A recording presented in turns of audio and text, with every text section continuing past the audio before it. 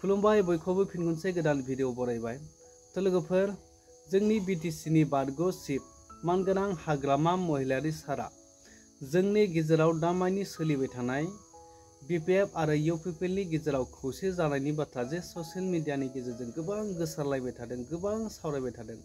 बे बाथ्राखौ लानानै दिनै मानगोनां हाग्रामा महिलारि सारा गिबि खेब फार्स्ट टाइमनि थाखाय खुगा बेखेवदों आरो बिथाङा मा बुंदों, मा जाजानो लुबैदों, फैबाय थानाय समाव बिपिएफ आरो इउपिपिएलनि गेजेराव मा जानांगौ आरो बोरै जागासिनो बिनि माखासे डिटेल्स बाथ्राखौ नोंथांमोना नैबे भिडिअखौ जुदि स्क्रिप्ट खालामालासिनो जोबजासिम नायलांब्ला थारैनो बुजि मोनगोन। अब्ला नोंथांमोना बे भिडिअखौ नायनानै लाग्रो आरो नायखांनायनि उनाव नोंथांमोना मोजाङै कमेन्ट खालामनानै फोरमायहरगोन। বিপিএফ আৰু ইউপিপিএল বলে মিলিব এনেকুৱা আলোচনা বিবেচনা কৰাটো শুনিছে না, खोनादोंना?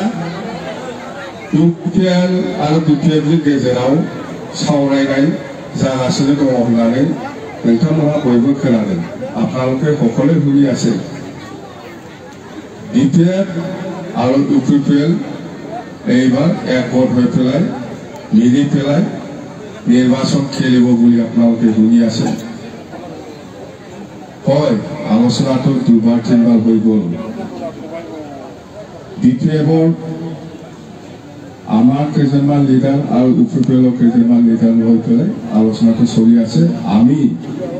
মই আলোচনা কৰা নাই, জাষ্ট আমি দলৰ হৈ পেলাই তিনিজন মানুহক আমি দায়িত্ব দিছে বিপিএফ দলৰ পৰা আৰু ইউপিপিএলৰ পৰা 6জন মানুহক দায়িত্ব দিছে। সিহঁতে আলোচনা কৰি আছে, কিন্তু আজিলৈকে কি হ'ব ফাইনাল হ'বলৈ পৰা নাই। আমাৰ একো আপত্তি নাই। আজি ইউপিপিএলৰ নেতাই হওক বা কোনোবা আপচুৰ নেতাই হওক কৈ আছে আমি বড়ো জাতি হিচাপে একগোট হ'ব লাগে বুলি। আমি দলৰ প্ৰেচিডেণ্ট হৈ পেলাই মই কৈছোঁ, বড়ো জাতি যদি একগোট হয় আমাৰ ইয়াত আপত্তি থাকিব লগা একো নাই, বিৰাট ভাল কথা। বড়ো জাতি যদি একগোট হয় আমাৰ ক'ব লগা নাই, আমি ৱেলকাম জনাইছোঁ, একগোট হ'ব লাগে হয়। কিন্তু ইয়াৰ নামত আজি ইউপিপিএলৰ কেইজনমান নেতা কৰ্মীসকলে ৰাজনীতি কৰি আছে যে আহক আপোনালোকে আমাৰ লগত, যিহেতু বিপিএফ আৰু ইউপিপিএল একগোট হ'বলৈ গৈ আছে, আপোনালোকে আহক, আমাৰ দলত আহক।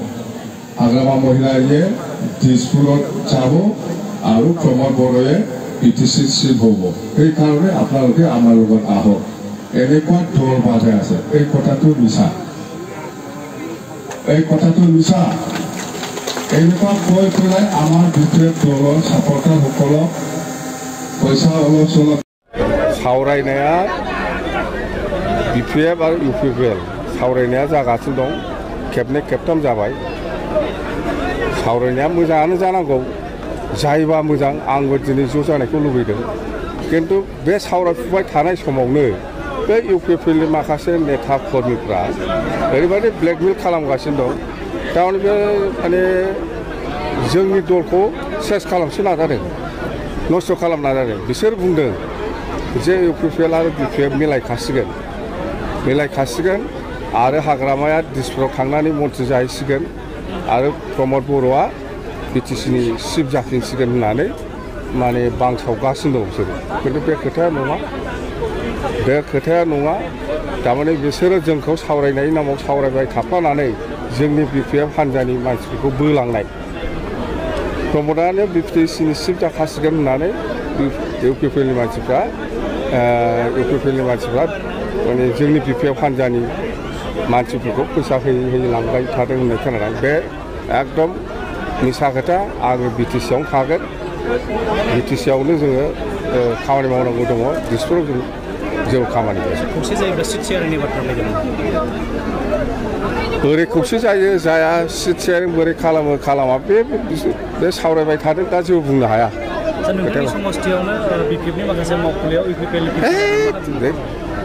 जोंना खोथाया मा, दा बिपिएफ हान्जाया सरकार दानाया 100%।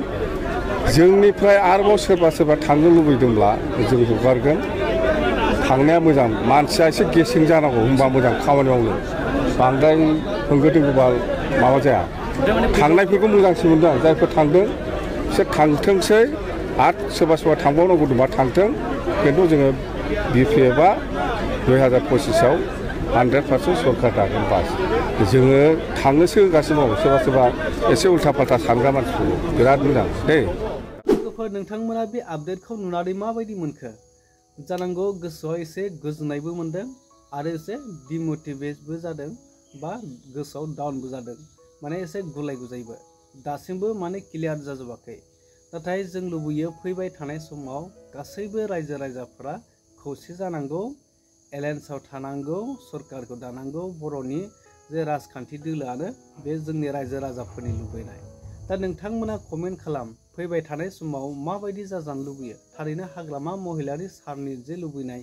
बे जाहैमारगोन ना जाहैमारा फैबाय थानाय समाव BPF आरो UPPआ खौसे जानो हागोन ना हाया नोंथांमोना कमेन्टनि गेजेरजोंबो फोरमायहरदो थ' लोगोफोर आं नोंथांमोननो बेखौनो आपडेटखौ शेयार खालामबाय नोंथांमोना मा सानखो कमेन्टजों फोरमायहरबानो जाबाय।